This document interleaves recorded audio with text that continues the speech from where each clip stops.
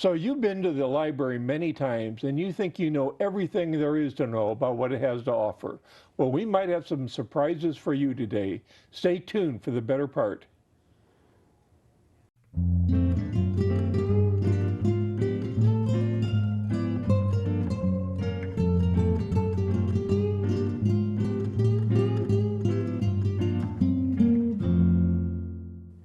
Hello, my name is Charles Bedord, and my guest today is Ms. Rosalind Donald, who's acting Saratoga Community Librarian. Rosalind, welcome to the better part. Thanks for having me. And I understand that you have some very interesting information about what you term library surprises. Can you tell me, what are these library surprises? Well, I've worked in libraries a long time, Charles, and so a lot of these things seem like, old hat to me, but whenever I talk to people about the library, they always seem quite surprised by things that I think are quite ordinary, or at least are ordinary for people who are around libraries a lot. So one thing that I wanted to tell people is that even though you think you know what the library has, lots of books, lots of magazines, lots of DVDs, it's just like icebergs. 80% of what the library has lies beneath. Yes. Beneath. And the only way you can find out about them is to explore our website, or there's always asking a librarian what we've got. So today I thought we would explore a few of the services that aren't on the shelf. Well, let's go underneath and see what's there. Great. So the first one I wanted to talk about was the fact that we have a senior discount. If you are 65 and older, you may request an exemption from late fees. Well, that's very interesting, as I certainly qualify for that. Mm-hmm. And so you do have to go in and request it. They'll change over some library cards automatically, but if you hit 65, you just check in with the library and say, I don't have to pay late fees anymore. So it's no longer a case. I remember when I grew up going to libraries, your parents and friends would always say, be sure to return the books on time, otherwise you're going to be fined, exactly. quote unquote. Well, we would like you to get them back on time, but still, if it's nice when you're over 65 that you aren't subject to the late fees anymore. Is. Yes, because when you hit 65 too, it can be a little difficult getting around sometimes. Exactly, and that leads to my next surprise, which is we do offer homebound services for people who are temporarily disabled or even more of a long-term disability. If you're having trouble getting into the library on a regular basis, then we can offer the homebound service. If you, for example, if you are having surgery, you're laid up for 4 or 6 weeks, or if you have a more serious disability that makes it difficult for you to get to the library, you can ask to be considered a homebound patron. You give us your kind of reading and viewing preferences, and we'll put together a bag of books and DVDs for you once a month. Now, are there any charges for this? No, it's You're free. Kidding. Free with your library card. It's a great service. Yes, it really can be wonderful, especially when in a difficult time when you're bored at home and you don't like soap operas. I take it that you can do this either by telephone or you can do it over the internet as far as set this up. Yes, you can do it by phone or by email as long as you have a library card. If you don't have, see there, that's the kicker. The library card is the smartest card in your wallet. Right. So if you don't have a library card, we can set it up for you. It takes a little more doing. But I've had librarians who will go to people's houses with the form so that they can, fill it out and get set up. So the librarian will actually come to your house and help you? Well, we would prefer that you come in because that's a lot more efficient. But in extreme cases, yes, we will make sure we will get a library card in your hands. Okay. So and again, this is not just the Cupertino Library, but you're talking about the Santa Clara County library system in general. Correct. This will you can do this at all the libraries in the county district. Okay. Now, if you happen to live in San Jose or Sunnyvale or Mountain View, you need to check with your city libraries because we can only do it for the cardholders who live in our district. Okay. But I think most of the people who are watching this show are going to be in our district. Yes. Okay. So that is a wonderful service if you're laid up. Another thing, when you're ready to get up and go, is our Discover and Go free museum passes. A free museum passes. A free museum pass, Now, I yes. take it you don't have museums at the library. No, no, we don't. Although a number of our libraries do have little displays, but of historical artifacts. But there's such a wide variety of cultural venues here in the Bay Area, and a lot of them are not very well known. So we got together with them to provide the system of passes that you reserve with your library card. Now, there's only a few passes available per day for each library, and some of the more popular ones do get booked up quickly. For example, the Exploratorium.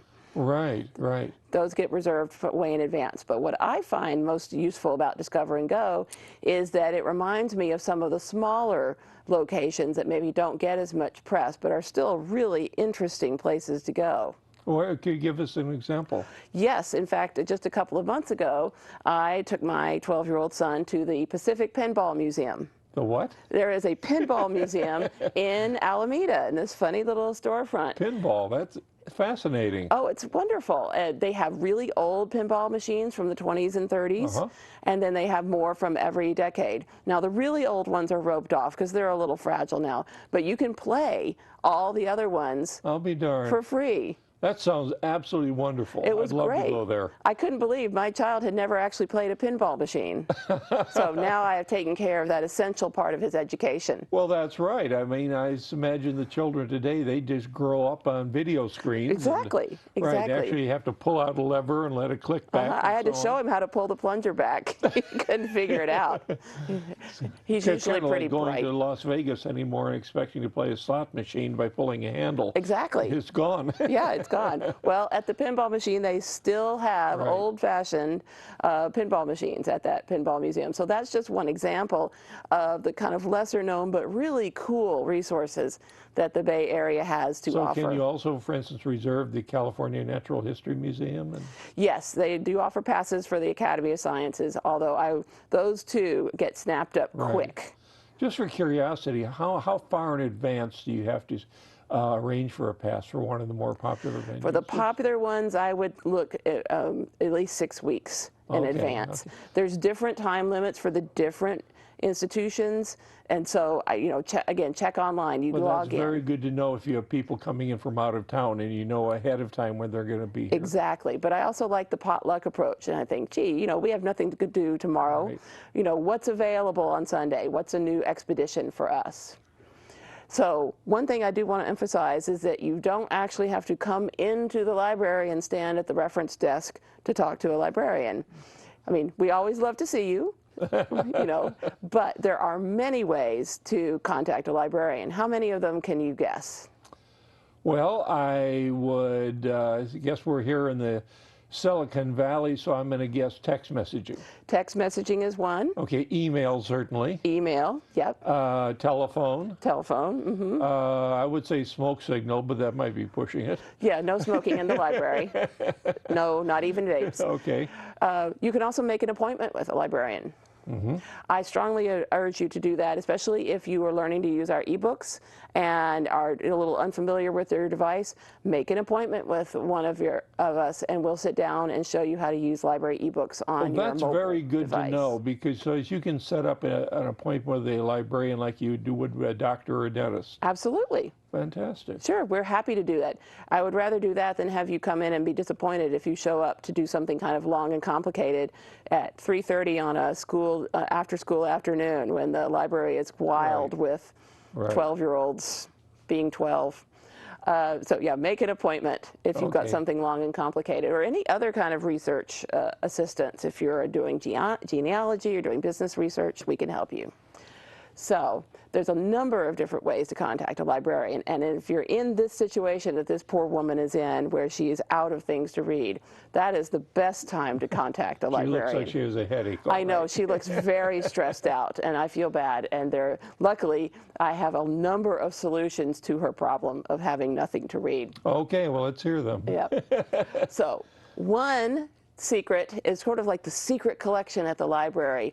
We order copies of the really hot books, but we don't put them in the catalog. The secret collection, like a secret menu or something. Yes, it's like the secret menu at In-N-Out Burger, where you have to know how to ask for it. Luckily, if you come to the library, this is not a secret. It's usually prominently displayed near the front entrance. we buy copies of books that are part of what we call our bestseller or browsing collection that don't go out on hold and are in the library to be picked up. Now, you do, the checkout is only for a week, so don't go crazy on them. But if you're looking for that hot bestseller, I encourage you to drop by the library and see if we have an extra copy or two. We have them for adults, we have them for teens. I think at one time when Hunger Games was at its peak popularity, we had 150 extra copies of the Hunger Games. Wow. Because it was just super popular with teens and adults and older kids too. We also have bestseller DVDs for those hot movies. Okay. So that's one way you can get a quick reading fix. Another way you can look through and kind of discover new things to read if you're in a reading emergency is look again on our website, because there's a number of reading resources on there. If you click on the Browse tab on our website, there's subject-oriented lists, but there's also, you can suggest a purchase. So if there's something you want to read but the library doesn't have, you can suggest a purchase for us. Okay, so if there's a book that you really want to read and you think, well, possibly the library is not going to have this, you can actually suggest the library purchase a book, and there's a good chance that it will be purchased. There's a good chance. I won't say 100% guarantee. Yes. If you request, an ancient manuscript on Assyrian philosophy, we might think, let's see if we can borrow that for you from a university library, but the library doesn't need to own that forever. We're not a university, but chances are we will purchase your item, and if you put in your library card number, you'll be _1 on the whole list. Well, that's great to know. That's terrific. Yeah. So another way that you can fix your get your reading fix is to use our Next Reads service. And Next Reads? Next Reads. Okay. It's an email reading suggestion service.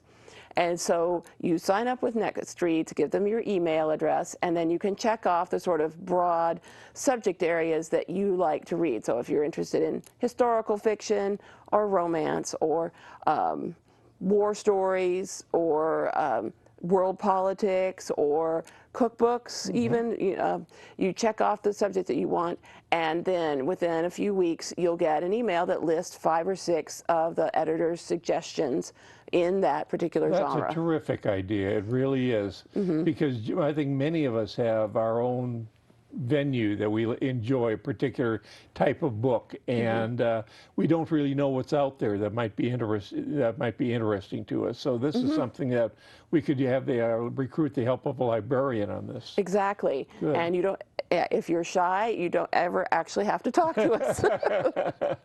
This is a good way to identify some of the really great titles that maybe kind of run under the radar and are not super popular, but are in fact excellent reads. Well, that's very good to know. So, and then you can just put a hold on the book through our catalog. Because I know many times I've read a book and gee, I thought that was really interesting. Is there anything else out there like this or similar to it? And I wouldn't know how to go about looking for it until now. Next Reads is one way to do that. Another great resource to use, and this too is available online with your library card, is Book Browse. So if you've read a great book and you think, wow, I really want to read more books like this, one thing you can do is look up by the author, but another way you can go about it is to look up the book in Book Browse.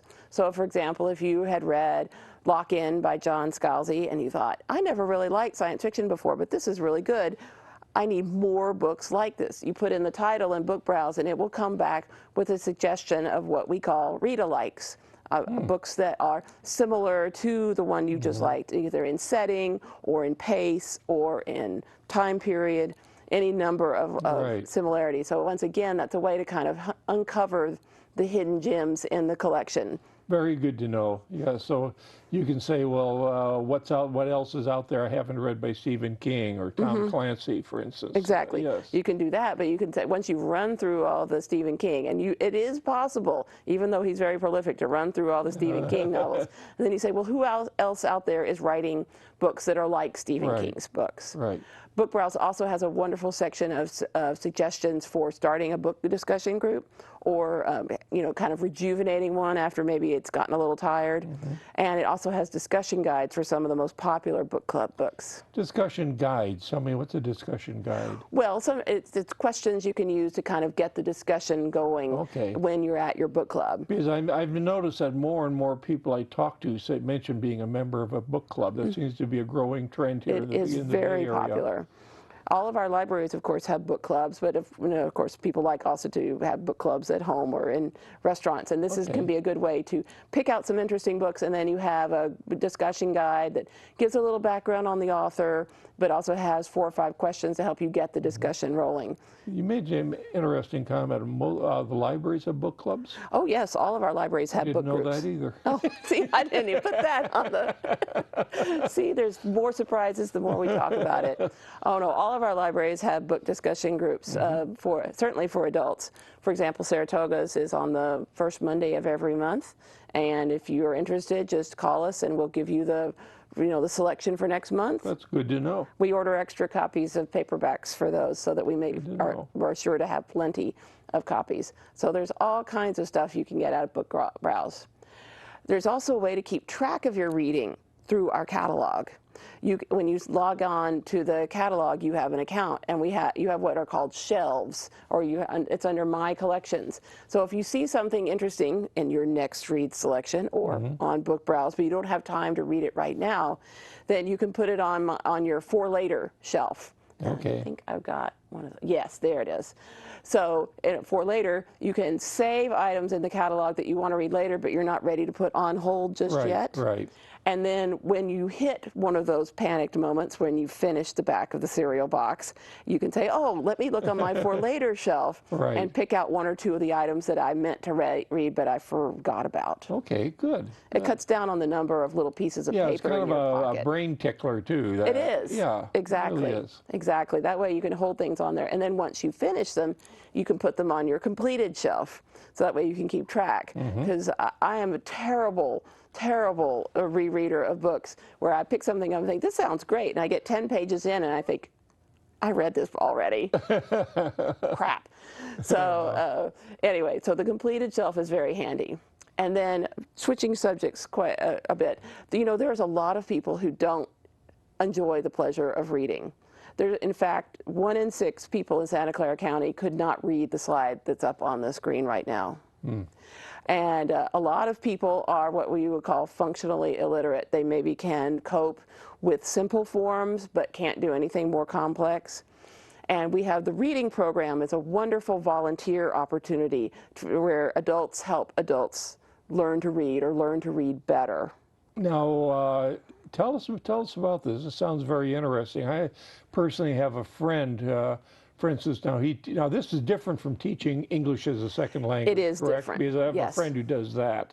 But tell us about this more about Well, the reading program provides an orientation for tutors, and they match up tutors with learners, and it's a one-on-one tutoring situation. And the reading program will match you up, give you orientation to help you learn how to teach your learner, and then provide materials for you and the learner to work on together. And tutor-learner pairs generally meet once a week at the library, and they work through whatever material the learner's working on. And it can be incredibly rewarding to get to know somebody from a totally different walk of life and really boost their reading level and help them both function better in life. I mean, can you imagine looking at like a health insurance form and not being able to read?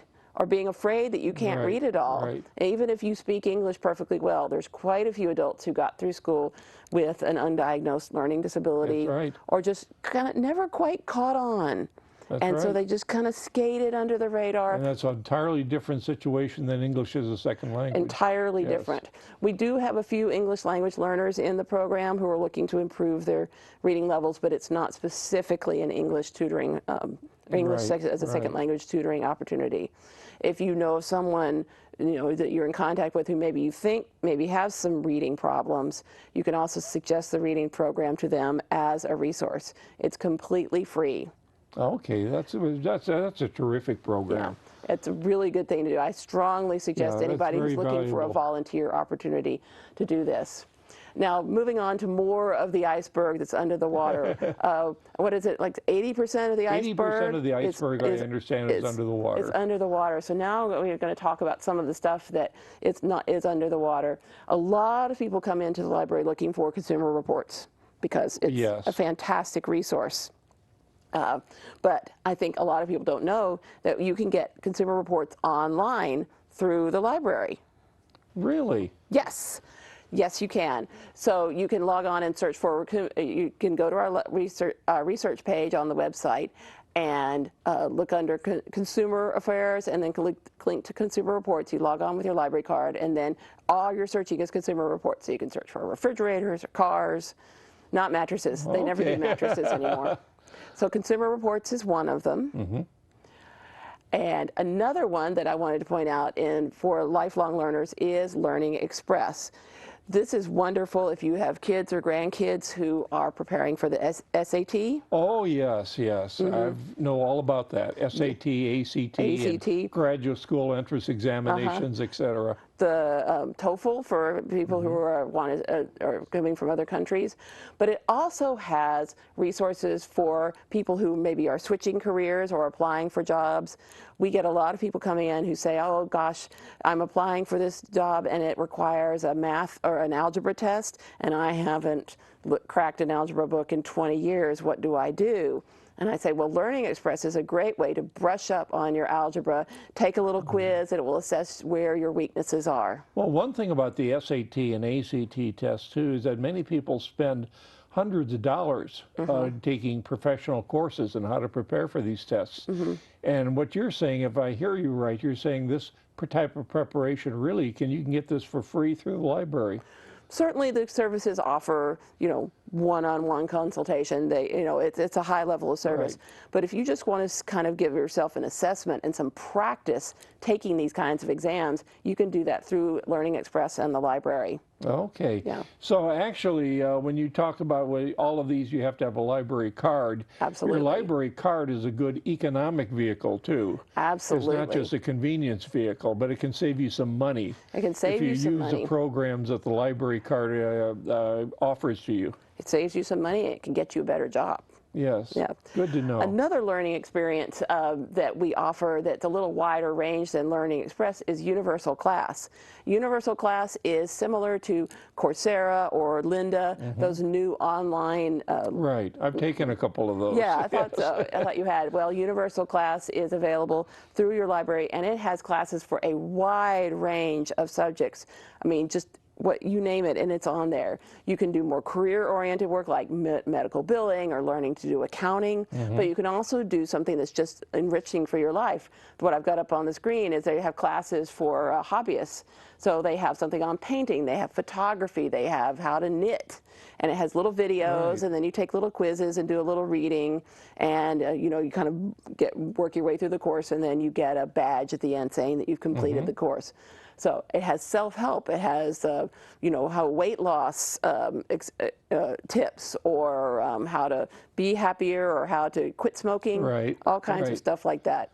Good to know, good to know. So, and then if you are thinking about traveling, first of all, you can go to the library and look for some guidebooks. Right.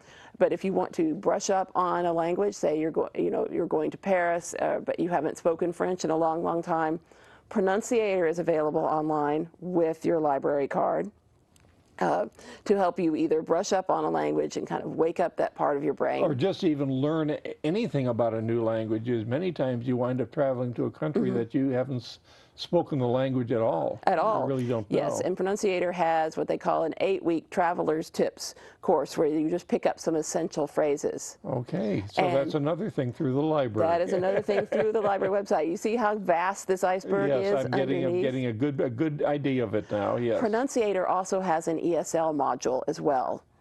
An ESL? An English as a Second Language module. Okay. So that is also an ESL way to learn that. And last but not least, I did want to mention the Health Information Center at Cupertino, the Plane Tree Health Yes, Center. tell us a little bit about that, because I've heard a lot about Plane Tree. Well, it is a specialized medical library within the Cupertino Library, and it's off in a little room. It's kind of hard to find, but all the library staff know where to find it. And they have a librarian there who's very experienced in medical research, but also they have volunteers to help you do research. So often people don't want to talk about medical issues. Not at the front of the library. Not at the front of the library, no. Right. With everybody walking by, there's things you really don't want to discuss in public. Right. So Plane Tree offers a more private space where you can discuss perhaps more embarrassing conditions. But it also is, they're very experienced in getting you more sophisticated health information. And they're Okay. available by phone, in person, or by email as well. Okay. And I take it you can use the computers there, and they'll show you how to access it? Absolutely. They'll use the computers Okay, there. very interesting. I'm learning an awful lot of new things today about the library, I have to admit. I did want to mention that even though September is National Library Card Month, every month is National Library Card Month, and you can get a library card anytime. It doesn't just have to be in September. Now, do you have to show up physically at the library to get a library card? You don't have. You do have to show up at least once with a photo ID to get your card, but you can fill out all the paperwork online. Oh, you can. Okay. Yes, you can. Okay, so you can just actually go there one time, and then everything can be done online. Absolutely. Okay, that's Yeah. good to know. That's good to know. Mm-hmm. Any other comments? We're getting close to running out of time here, but anything else that you'd like to mention? I could go on and on and on, as you well know, but I will stop at the moment. And I'll just say, if you have any other questions about the library or have any questions about how to use our resources, we are more than happy to help. So Okay. please give us a call or drop by and say hi. Well, I'll certainly be in to check it out. Wonderful. Thank you very much. You're welcome. Bye. Rosalind, thank you so much for joining us today and giving us some new and very interesting information about the Santa Clara County Public Library System. And we also thank our audience for joining us today. And we urge you that you can follow our shows both on YouTube and Roku, or watch them right here on KMVT. Now, I've got a question for our audience, too. Are you interested in helping to create a television show? Well, if you are, please contact the Cupertino Senior Center and express your interest in joining our group, The Better Part. Newcomers are always welcome to attend our meetings held at the Cupertino Senior Center at 9:30 a.m. on Tuesdays. See you next week.